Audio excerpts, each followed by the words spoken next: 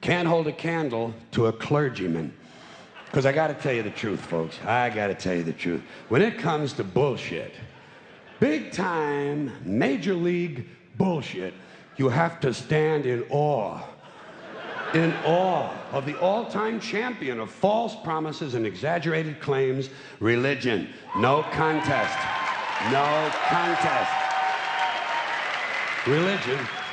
Religion easily has the greatest bullshit story ever told. Think about it. Religion has actually convinced people that there's an invisible man living in the sky who watches everything you do every minute of every day. And the invisible man has a special list of 10 things he does not want you to do. And if you do any of these 10 things, he has a special place full of fire and smoke and burning and torture and anguish where he will send you to live and suffer and burn and choke and scream and cry forever and ever till the end of time. But he loves you.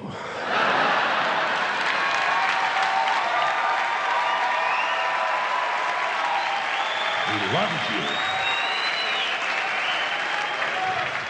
He loves you and he needs money. He always needs money. He's all powerful, all perfect, all knowing, and all wise. Somehow, just can't handle money. Religion takes in billions of dollars, they pay no taxes, and they always need a little more. Now, you talk about a good bullshit story. Holy shit.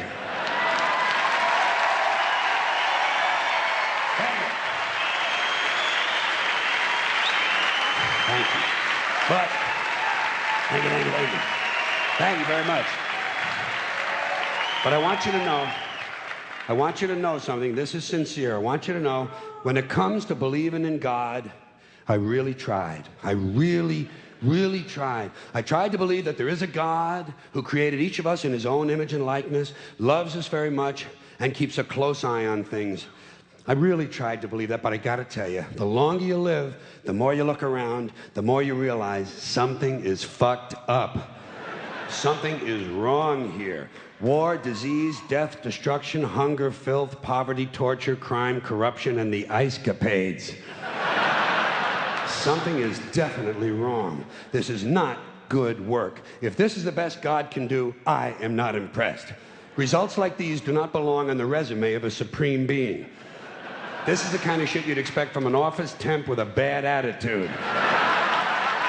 And just between you and me, in any decently run universe, this guy would have been out on his all-powerful ass a long time ago. And by the way, I say this guy because I firmly believe, looking at these results, that if there is a God, it has to be a man. No woman could or would ever fuck things up like this.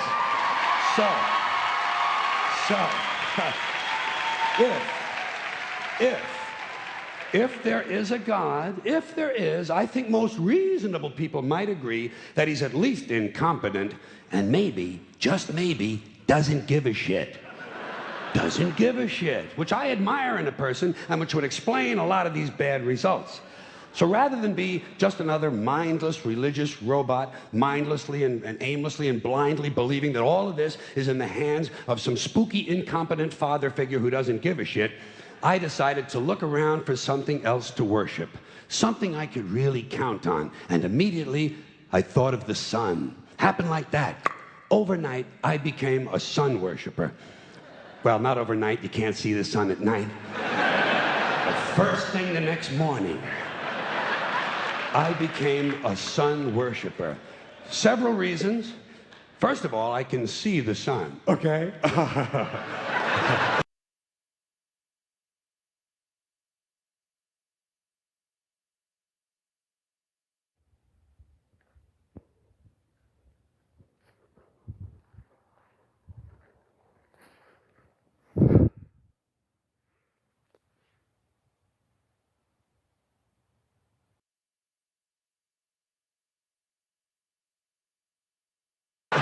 Yeah. Unlike some other gods I could mention, I can actually see the sun. I'm big on that. If I can see something, I don't know, kind of helps the credibility along, you know?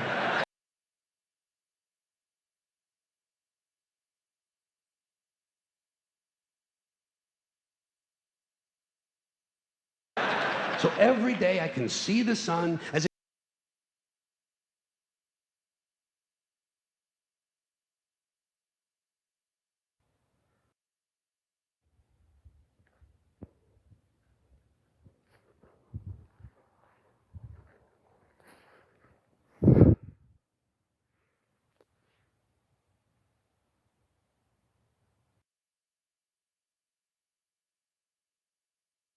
it gives me everything I need: heat, light, food, flowers in the park, reflections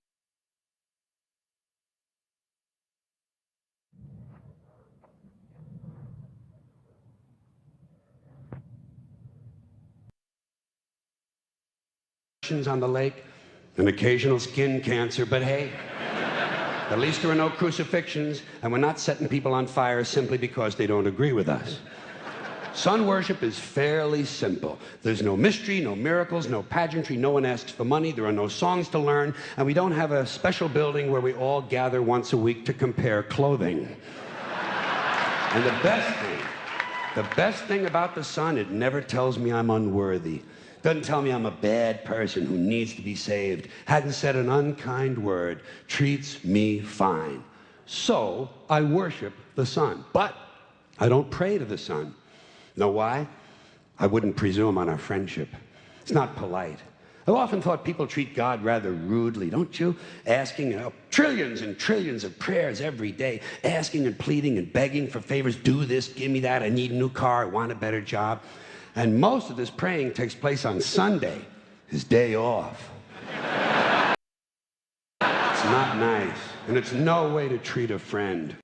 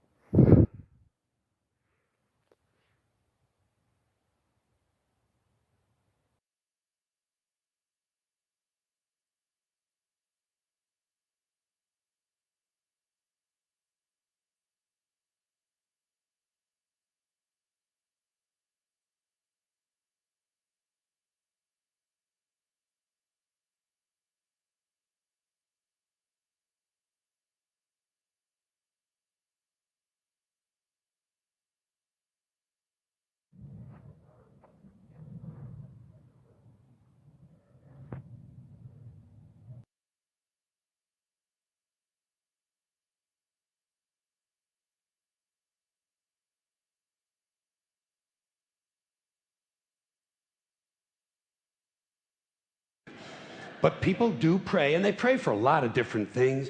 You know, your sister needs an operation on her crotch. Your brother was arrested for defecating in a mall. But most of all, you'd really like to fuck that hot little redhead down at the convenience store. You know, the one with the eye patch and the club foot, huh? Can you pray for that? I think you'd have to. And I say, fine, pray for anything you want. Pray for anything. But what about the divine plan? Remember that? The divine plan. Long time ago, God made a divine plan. Gave it a lot of thought, decided it was a good plan, put it into practice. And for billions and billions of years, the divine plan has been doing just fine. Now you come along and pray for something. Well, suppose the thing you want isn't in God's divine plan. What do you want him to do? Change his plan? Just for you? Doesn't it seem a little arrogant? It's a divine plan. What's the use of being God if every rundown schmuck with a $2 prayer book can come along and fuck up your plan? And here's something else, another problem you might have. Suppose your prayers aren't answered. What do you say? Well, it's God's will. Thy will be done. Fine, but if it's God's will and he's going to do what he wants to anyway, why the fuck bother praying in the first place? Seems like a big waste of time to me. Couldn't you just skip the praying part and go right to his will? It's all very confusing. So to get around a lot of this, I decided to worship the sun. But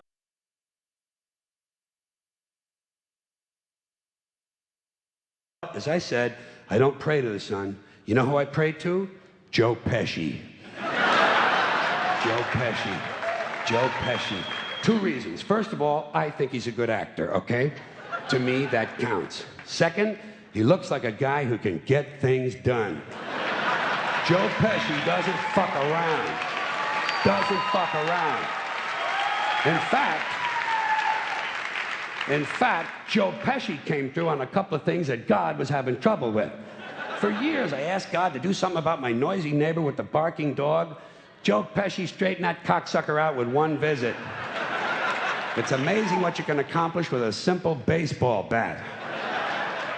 So I've been praying to Joe for about a year now, and I noticed something. I noticed that all the prayers I used to offer to God and all the prayers I now offer to Joe Pesci are being answered at about the same 50% rate. Half the time I get what I want, half the time I don't. Same as God, 50-50. Same as the four-leaf clover and the horseshoe, the wishing well and the rabbit's foot. Same as the mojo man. Same as the voodoo lady who tells you your fortune by squeezing the goat's testicles. It's all the same, 50-50. So just pick your superstition, sit back, make a wish, and enjoy yourself. And for those of you who look to the Bible for moral lessons and literary qualities, I might suggest a couple of other stories for you. You might want to look at The Three Little Pigs. That's a good one. Has a nice, happy ending. I'm sure you'll like that. Then there's Little Red Riding Hood, although it does have that X-rated part where the big bad wolf actually eats the grandmother, which I didn't care for, by the way. And finally, I've often always drawn a great deal of moral comfort from Humpty Dumpty. The part I like the best, all the king's horses and all the king's men couldn't put Humpty Dumpty back together again. That's because there is no Humpty Dumpty and there is no God. None, not one, no God, never was. In fact, I'm gonna put it this way. If there is a God, may he strike this audience dead. See, nothing happened. Nothing happened. Everybody's okay. All right? Tell you what. I'll raise the stakes. I'll raise the stakes a little bit. If there is a God, may he strike me dead. See? Nothing happened. Oh, wait. Got a little cramp in my leg. And my balls hurt. Plus, I'm blind. Oh, now I'm okay again. Must have been Joe Pesci, huh? God bless Joe Pesci. Thank you all very much. Joe bless you. Thank you very much. I appreciate it.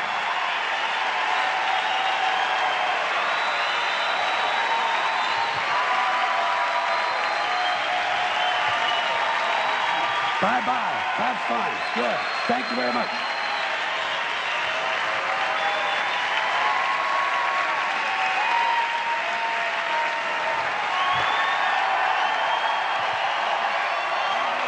Have a good time. Have a good time. Thank you.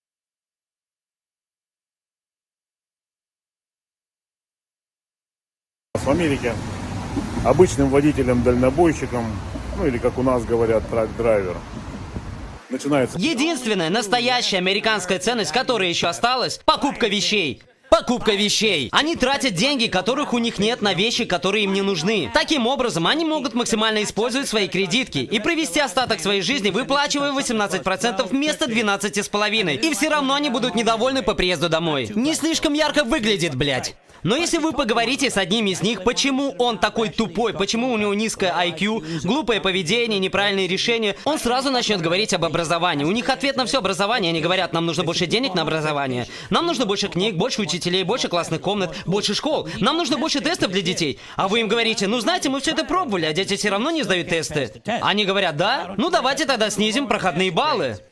И это то, что они делают во многих школах сейчас. Они снижают проходные баллы, чтобы больше детей могли сдать экзамен. Проходит больше детей, все счастливы, IQ страны падает еще на 2-3 пункта. И очень скоро все, что вам нужно, чтобы поступить в колледж, это ёбаный карандаш. Есть карандаш? Иди нахуй, это физика. Единственная настоящая американская ценность, которая еще осталась.